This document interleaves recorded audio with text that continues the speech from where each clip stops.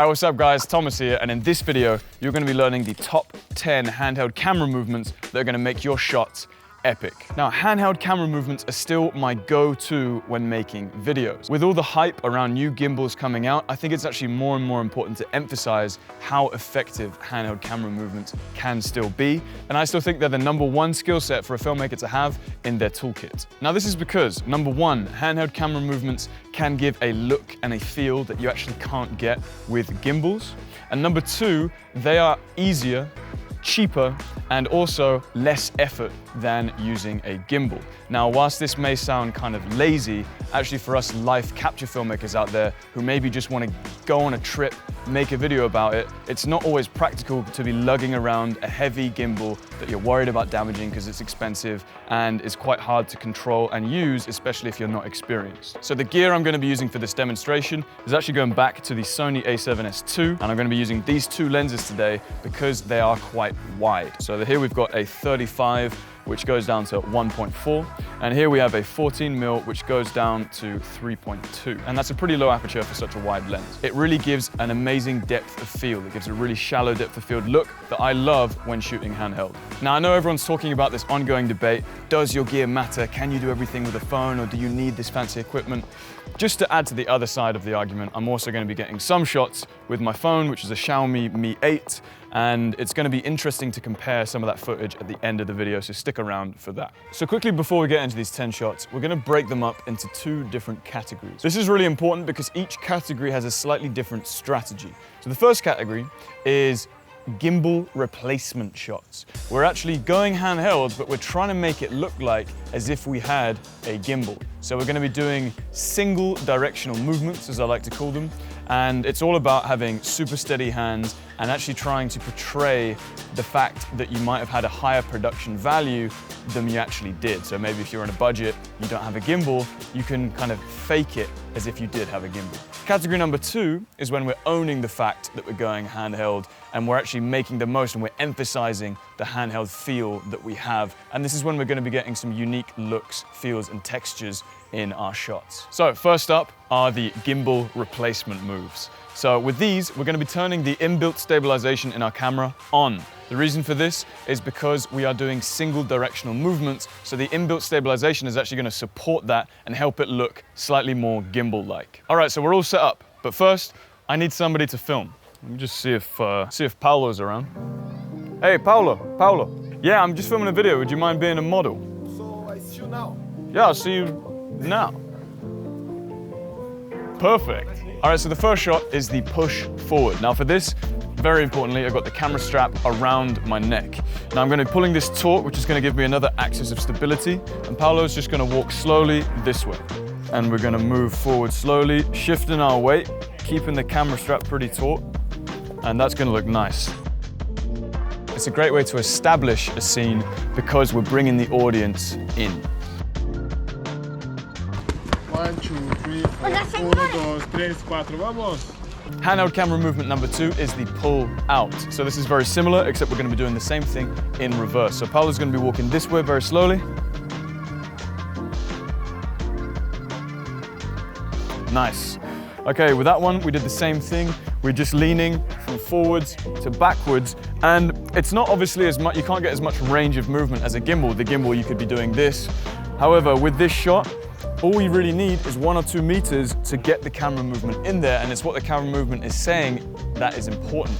Using these pulling out camera motions are often really good to end videos or to end a scene. If we're moving out of a scene, we're taking the audience out, we're saying goodbye to that and moving on to the next one. Okay, so this next movement is the track.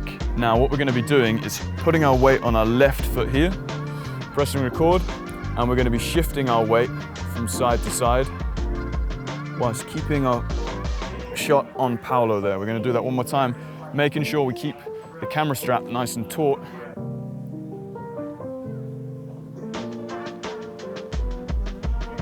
Awesome. We can also do this and experiment with walking slightly. It's going to be slightly more shaky, but we can still get a really nice movement here. And especially with stabilization in post, this can look pretty gimbal-like as well.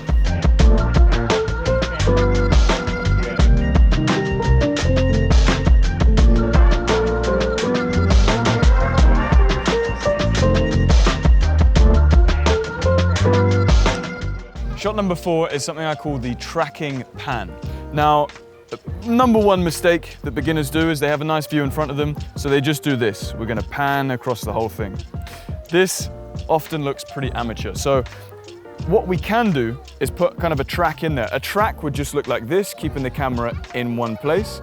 And then the tracking pan would be doing both. So we're starting on the left, we're tracking at the same time as panning slightly, and it can be quite a cool way to make your pans look slightly more cinematic.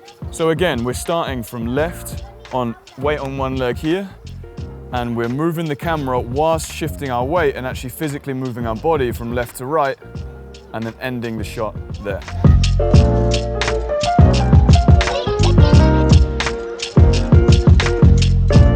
All right, for shot number 5, we're gonna be doing the Dutch angle. I covered this slightly in one of my last videos, however, with a gimbal. And what we're gonna be doing this one is doing handheld. The strap is really key for this one. The strap allows us to remain taut and get a lot of control over this shot. And notice that I'm moving forward at the same time as spinning around. We can also do that in reverse. I really like that shot because it gives a kind of a creative feel to your videos, and it can often be used to get kind of trippy effects.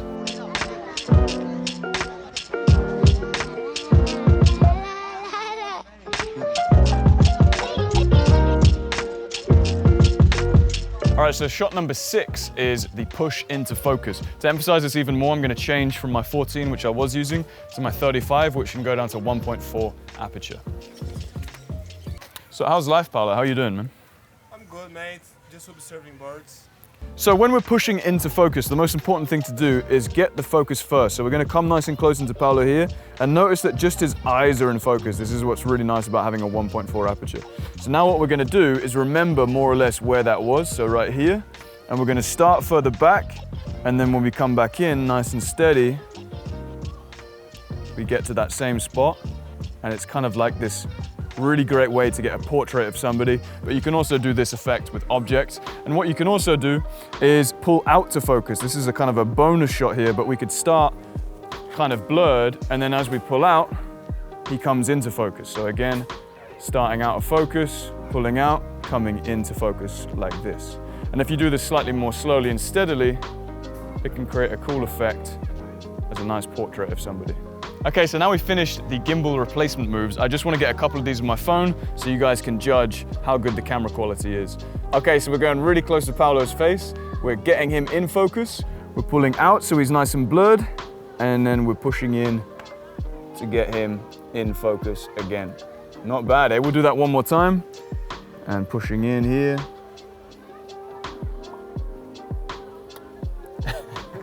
Nice, it looks good, man. So there you go, there's a little sample of how this would look with a phone. It's not all about the gear. The phones still look good, although obviously the gear looked a bit better. All right, so for these next shots, we're gonna be doing the handheld emphasization. This means that we're gonna really be emphasizing the fact that we are doing everything handheld. And to really get that effect, we're gonna turn off the inbuilt image stabilization on my A7S II, so just turning that off. So the first one is the follow over the shoulder shot. So I'm actually gonna be walking with Paolo here. I'm gonna be placing my hand under the camera to get it as stable as I can, because I don't want it to be shaky unpurposefully. I don't want it to be pointlessly shaky. Bad handheld camera movement might be something like this, where we're trying to keep it steady, but it doesn't look good and it's just not what we want. Make it steady enough so it looks cinematic, but we're still gonna get this purposeful camera shake.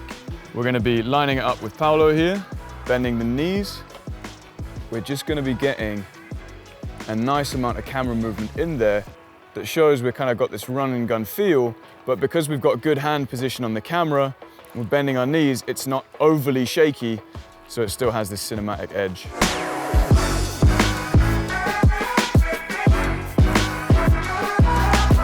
Okay, movement number 8 is tracking backwards handheld. So we're gonna capture the same scene as if these two shots are gonna be cut together. And what we're gonna do now is have Paolo, the same style, maybe slightly further away, making sure he's nice and in focus. And you're gonna turn around here, buddy, and you're just gonna walk towards me. So we're gonna maintain our distance here. And again, we're kind of bobbing up and down slightly, still getting this kind of handheld vibe, except we're trying to keep it more or less steady.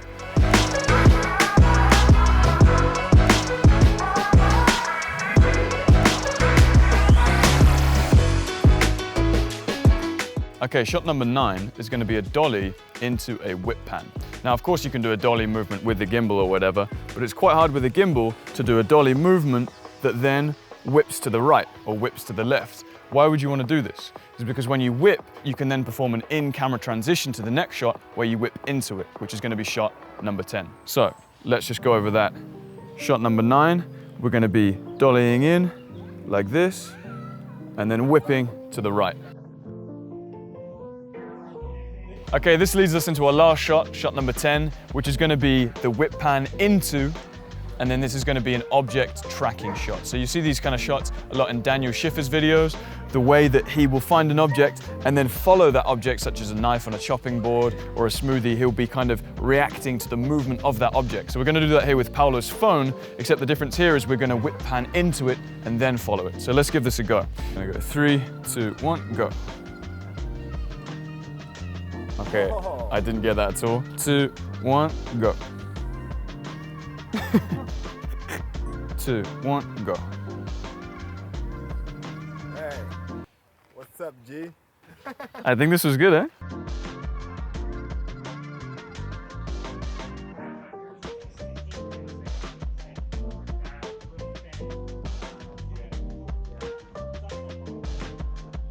All right, we only had a quick opportunity to show you the object tracking camera movements. We did one of those, but it was pretty cool. If you want to see more about that kind of stuff, head over to Daniel Schiffer's channel. He's got a ton of tutorials that are really cool around those specific kind of movements. If you're super thirsty for knowledge about filmmaking in general, I would really recommend checking out the 30-minute training that is in the description below. There I'm going to walk you through a ton of secrets that have helped me along the way in my journey, making travel videos, making life capture videos, and all the kind of videos in between. So I'm really excited for you guys to check that out. At the end, you're also going to be finding a little bit more about the Life Capture Academy program and if that is right for you. So I'll see you there. And until next time, keep filming.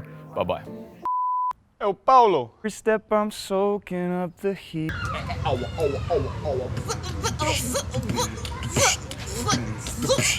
Paulo's make a hip hop video. All right, ready to go, bro? Okay. All right, so for sure. But you filming me, man? This motherfucker's getting social media clips.